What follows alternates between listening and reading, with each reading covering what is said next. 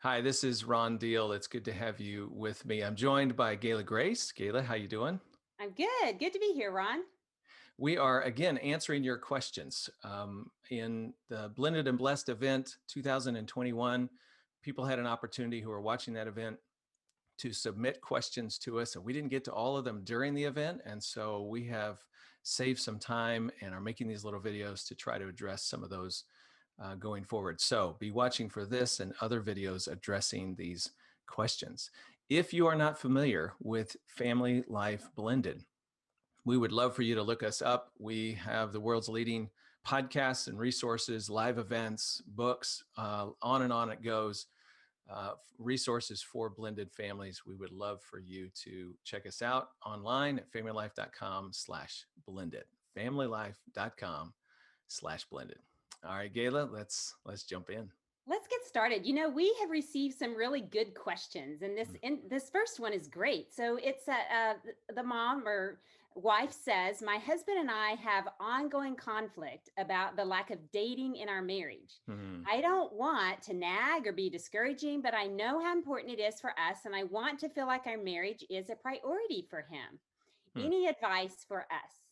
And I just want to start by saying I get that. When Randy and I had all our kids in our home and just we were caught up in the Yeah. parenting aspect and just making sure kids are where they're supposed to be, dating got put on the back burner. Hmm. And so I think it's really normal, but I think you have to be intentional and um circumstances vary because sometimes you have weekends maybe where you don't have kids in your home depending Right. on what the schedule is. And so those were the times that we tried to capitalize on making sure that we had a date night. And we didn't have a lot of money, and so we were frugal in what we did. And so I know that can be another part of blended family life, and people are like, it costs too much money to get a babysitter and to go out, and sometimes you just have to get creative, but I do think it's important. Yeah, I think you're right.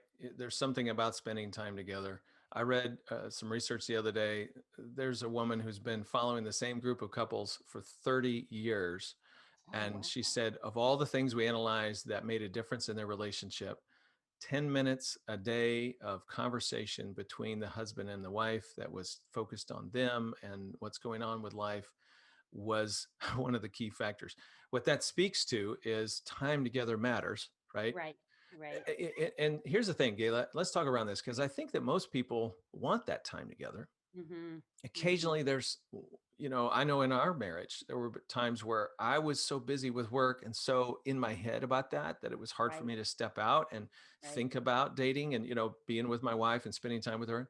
And and that was something I had to work on because, I could just give my life away and give our marriage away, Right. to all that was going on Hmm. with my work. So that, I have to pull back from that and go, wait a minute. This is an important investment in us. Okay. But I think most people want to do that. What gets in the way are things like you just mentioned, money, or the kids are here. Like for some blended families, they have this natural weekend where the kids are gone to the other home and they have the whole weekend and they can date as much as they want. Other blended couples don't get that at all Right. 24/7, or maybe they have more kids on the weekend than they Yeah, do. right. Right. It works in the opposite direction. So there are logistical things that get in the way. And sometimes you feel guilty. Like these are my 2 days with my kids. How can I spend 2 hours with you away from them? I get it. Those are challenging. So I want to invite couples to talk around that. What's your guilt? What's the fear factor? What's the logistical concern? But keep in mind, we've got to find this time. So Hmm. it might not be on the weekend. It might be Thursday night before the kids come for the weekend, or it might be every other month we do go on a date when the kids are with us for the weekend and we just have to say goodbye to them for a few hours, even though it's your own, it's only the only 2 days you have with them. Like I realize that's a sacrifice, and yet it says something important to your marriage, your spouse, and your Hmm. children for you to have that date time and to make it happen. So Yeah, I you know think what it's, else we used to do sometimes, Ron, was yeah. like our kids played sports. And so let's say that we took two of them to soccer practice, and then we'd just go down to Sonic and get a Coke and sit there and talk. There you I go. mean, you're saying 10 minutes Yeah. from that research. 10 Yeah. minutes is Yeah. doable. It's very doable. Yeah, and that's great. You're being creative to make use of the time that you have. It's not about spending money. It's not about dinner or yeah, dinner, movie, a 6 hour window of, find the time you Right. have Right. Yeah. and make something, useful out of it and call it a date. Right. Um, Right. Again, it's last thing. It's important if both people are prioritizing the marriage, hmm you can find a way around this. You can make the logistics work for you, I think. There are some seasons of life where you just are not going to be able to date much, but as hmm soon as you can get back into it, you hmm do. Yeah. And the important thing is that you're trying to find time to connect. Sometimes Hmm. the word date gets us off track because that's Yeah, a formal term and it seems impossible, but right. there are ways to connect Yeah. differently that work. Yeah. Okay, let's move on to the next one.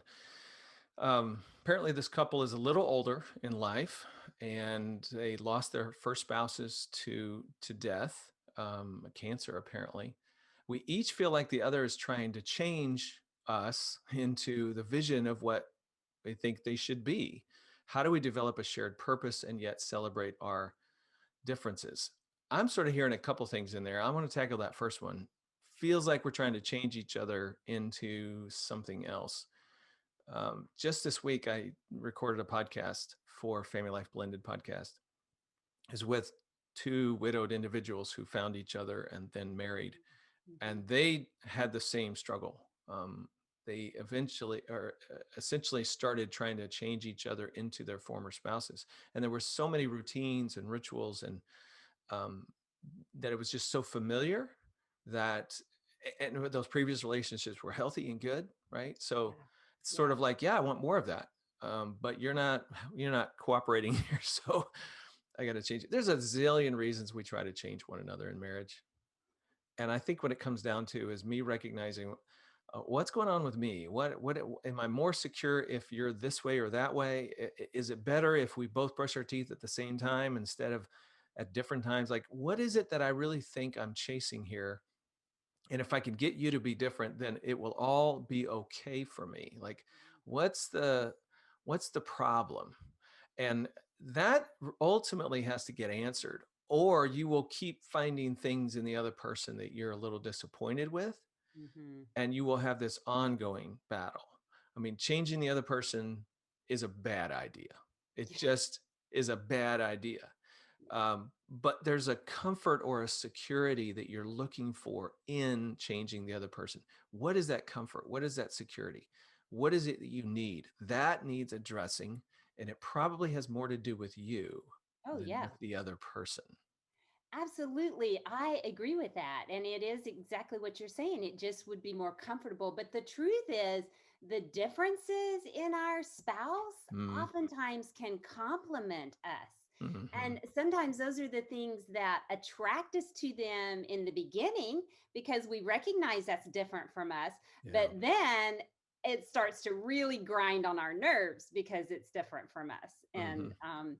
But there's some good resources. I feel like on the Family Life page, even there's some articles about celebrating the differences in marriage in your Mm. spouse Okay. that could be really helpful for somebody that's struggling with that. And I will say in my book, The Smart Step Family Marriage, David Olson and I do address this. We talk about how opposites attract, and then when you get married, opposites attack. You know, Right. there really is something to that, I think, for a lot of us. And really, there's this journey. I love that you're different from me. That's what attracts me to you. Then we get married, and now this thing is an irritant in Right. me. And now the next step is, how do I learn how to celebrate and appreciate those Yeah. differences? Like you alluded to, they can complement us, but we have to be willing to see the value in the difference rather than, oh, no, no, no, you need to change that. I need it to be different so it doesn't irritate me. Yeah. Again, there's a lot of me stuff going on in this often, and so that's something to ask yourself about. Oh, that is so true. All right. Let's move on, Ron. So here's some centered around parenting. One of them says, what's the best way to set boundaries with an overbearing and overstepping mother when children are with dad and stepmom? Hmm. If mom continues to be demanding with talking with children and they are old enough at teenagers' age so they have phones. Okay, so I think what's going on here is the stepmom and dad are saying, how do we deal with this overbearing bio mom in the other home? I think that's, if I get the Right. picture Yep. right. I agree. Uh-huh. And let me just say right off the bat, I understand the nature of the question, but let me say the obvious. If you're trying to figure out how to keep her from being overbearing, good luck with all that. We're back to trying to change somebody, We right? are back to control again. My need for you to be different. Guess what? Right. It Yeah. doesn't work when you're married to somebody. It really doesn't work when you're not married to somebody. you know, it's funny. We have to laugh and say it, but people need to hear it because I'm telling you, I can't. This is such a common dynamic that former spouses think they have the right to Hmm. change who the other person is. Okay, you know this about them. It's not, you cannot go on offense. You are now playing defense. So Right. it has to do with your parenting in your household and how you carry yourself and what you do and don't do. And don't feel like you have to counter who they are. So if they're tough, you got to be soft. No, don't do that. Be Hmm. balanced in every way. Um, because if you do that, then you're in it essentially letting them control your parenting. You don't want that. You don't want to be reactive. You want to be proactive and be who you are. When the other parent invades your time, I noticed that word, invades your time, by calling Right. the kids because they have phones. She's overbearing. She's stepping into our space. Okay, here's something you can try. you know, I mean, Gayla, react to this. So it's, imagine you're the other home. All right, Hmm. you're the mom, and Hmm. here's former spouse calling you. Hey, listen, I'd appreciate if you would just leave it alone when the kids are here. I know they have phones. They'll text you if they need something. Feel free to be in touch with them a little bit through the weekend, but please don't call 6 times a day. What are the odds you're going to go, oh, okay, I'll be happy to do that? Very slim. Very slim. Yeah. So it's worth a try. I tell people all the time, be nice, be kind, Hmm. try to say, here's what I would appreciate you doing. If it doesn't work, don't be surprised, right? Now you're sort of back on, okay, how are we going to handle the fact that she calls 6 times a day? We got to talk to the kids a little bit. We got to, and they're very much in the middle. This is not an easy solution. Hmm. It's a hard one, but you try to just prepare your heart and your kids in your home for dealing with life as best you can. Yeah. Well, and kids are getting phones at younger and younger ages. So I don't know what the ages of these kids are, Mm, but sometimes a younger child may need to have that communication, not 6 times mm, by any means, yeah. but once a day, possibly, especially if they're there for a week at a time. I do think that younger kids miss their mom Yeah. when they're not in her home. And so some of it is you have to pull back and realize it's not, may not go the way I want, but let's think about what's best for the child. Hmm. And if that is best, that the child needs to talk to mom, then we need to let that happen. Yeah. I think that's a good It, point. it does sound like, okay, they're saying an overstepping mother, and maybe it is somebody who's being unrealistic, because I've seen that too. I've seen Yes, that absolutely. happen. But yeah, we have to consider the child's needs also Hmm. in the middle of that. Yep. Let me speak to the extreme because those are the situations that are really tough. So if you Yeah. have an extreme situation where, you know, in this case, the mother is being really demanding on the children emotionally. Essentially, they're having to take care of her while they're away from her. They're in your presence, so they're not really with you. They're constantly thinking about and anxious about mom because of what she puts on them. Yes, that's a problem. And I think you can try to empower your child.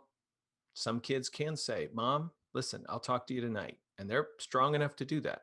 Right. Most kids are not, but some can. Right.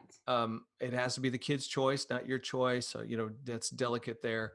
But I think at some level, you got to get somebody else involved, because if you asking mom to back off a little bit is not going to help, then you get somebody involved who has some authority. And that's usually a parent, somebody assigned to the courts, or, somebody, and you just document what's happening and you let an authority in the court system try to speak into this. Right. In my experience, sometimes that inflames the biological mother even more in that case. No. I So know. everything comes with some risk attached to it. There's no easy answer to There's this. not. And Yeah. the personalities are involved. And obviously, they know each other better than we do, better than we can speak into specific situations. Yeah. But yeah, it's tough. I It mean, is. blended family life is not easy. That's Right. why we're here to try to help Yep. and offer some insight. Okay, well, the next question I see pertains to three stepdaughters. How do you handle the biological mom who constantly speaks vile things to the girls about me? For example, telling the girls I'm not their mother, there's only one mother. Mm, This is so hard for a stepmom because yeah. the truth is, it does affect relationship building with a stepmom and the stepchildren. I mean, there are things that go on in that other home with the biological mom that can impact in a negative way Hmm. the relationship building. And honestly, there's not a whole lot we can do about that. I mean, now, I'll be interested to hear kind of your take on it. Yes, you can ask your husband to speak with their Hmm. former spouse, Hmm. depending on how that relationship is, and just say, we're really trying to build relationships in our home. We're, getting messages that maybe there's things being said that are impacting that. You can try that. Yes, you can, and appeal to her through the kids. This is heavy on the kids. Mhm. But I want to talk about threat for a minute, and because I really think this is what it comes down to. Bio mom feels threatened by the stepmom, so she's bad mouthing. Right. So addressing threat is the answer. Okay, and how do you do that? Well, by the long term living in a no threat posture. So you don't fire back. You don't throw rocks when they throw rocks. You Mhm. don't, you continue to be kind and respectful. When you meet up at the soccer game, you say hello with a smile on your face. You find ways of rising above how the other person is treating you. Right. If you resort to repaying evil with evil, you are going to get more and more evil because her threat level has gone up. She is seeing you as somebody who really is against her and against her relationship with her kids. That's what this is about. Right. So prove to her that you are not a threat. We even talk about in the Smart Stepmom and other things that we've written, the no threat message. You can communicate this just overtly, and it comes in the form of, hey, just want you to know that I know you're the mom and I'm not. I will never get in the way of your relationship with your kids. I will honor you behind your back. I appreciate everything you do. Give me a chance. Thank you for your time. It just basically is, I'm not a threat to you. You're trying to say that, then you're letting it go, and then you're walking that out and showing that to be the case. The hope and prayer is that lowers her sense of threat about you, and when that happens, then she might not have to badmouth you nearly as much. Yeah. And Ron, so Randy and I have walked this and we did this. We did it through a meeting, Mm, actually. So it was me and Randy, and it was his former spouse and her husband. Okay. She had remarried. mm, And there was a lot of tension between her and I. And I felt like there was just this competition. But I didn't want to address her by myself. I didn't feel comfortable doing that. And so that's how we did it. And I really didn't talk a lot in that meeting. Randy talked more. She didn't talk a lot. Her husband talked more. But I think we got the message across. I do feel like it got a little better after that. And it was kind of a what I felt like was a non-threatening way to talk to her, because if it had been her and me, I don't think it would have gone well. So I do think you have to consider yeah, good. how to do it and the best approach to take. But we did it in person, and Mm, it was a little scary for me, if you want to know the truth. I bet it was. But I think it was helpful. Yeah. So And yeah. again, you're trying to diminish threat. So if your posture, your behavior, your attitude demonstrates I'm not a threat to you, your words demonstrate I'm not a threat to you, Right. that has a chance Mhm. of winning their respect. And at that point, then everybody wins. Yeah, but if it starts to get heated, or people start to get defensive, you just can't go there. I Yep. mean, that's when somebody's going to have to shut it down. So I think you got to be a little intuitive about how you handle that meeting. Okay, let's do one more. Um, Okay. What are the first steps toward moving back into the direction of a healthy balance as a parent and step parent? Um, I know where this was coming from. We did a live Zoom for on parenting, good parenting in blended families. And one of the things I talked about is what if you, as a step parent, with good intentions, came in a little too heavy, hot and heavy, trying to change rules, and hey, I'm the new authority and the new sheriff in town, and Right.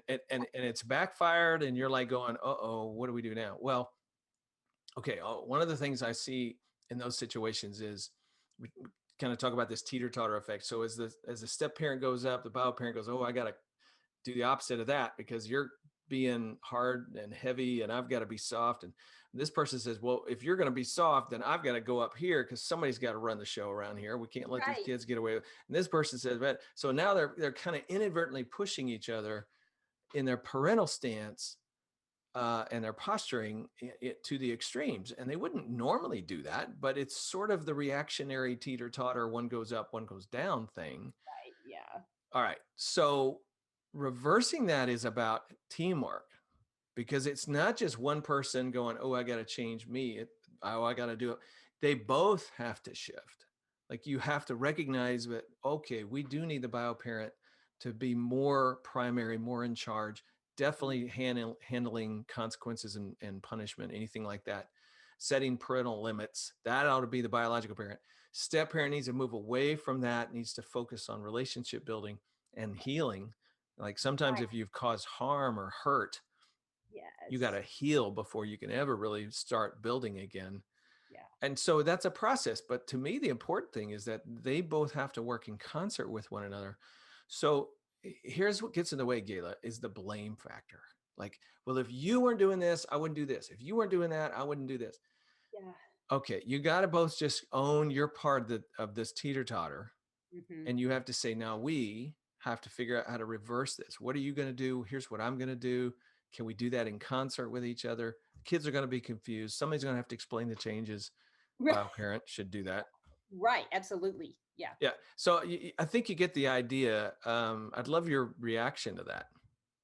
Well, again, we struggled with this. Mm. Randy came in, and he will tell you this. I'm not tattling on my husband because he will say this. He came in a little too strong with my girls, Mm. and it backfired. It relationship building was not happening, and we were Hmm. going backwards, and it was not a good thing. And so we did get some advice to okay, y'all have gotten off balance here. You need Hmm. to go back. Gayla needs to be the primary parent, and he had to really back up. I can't remember if I don't think he, had a conversation with them about because my girls were young. And so, he didn't try to say, "Hey, I'm going to have to back up here." If it's teenagers, you might could have that conversation. Hmm. But with them, he didn't, but he did begin to pull back. But it required something of me also, which is what you're saying. Yeah. I had to be sure that I was being the primary parent and not stepping into this space that allowed, that kind of forced him to do it. Hmm. And I think it's interesting, Ron, this question came up quite a bit in that parenting class that you did. Yeah. There was a lot of discussion around this.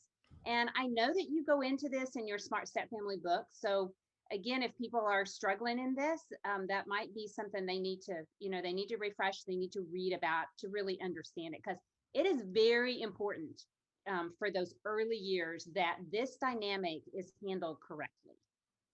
That's good. That's good. And I Yeah, agree with you 100%. yeah, Gayla, yeah. it's always good to be with you. Thanks for joining me for the questions. To you, the viewer, thanks for being with us. Watch for more videos over time. We are more than happy to serve you through our ministry at Family Life Blended. Come see us, familylife.com/blended.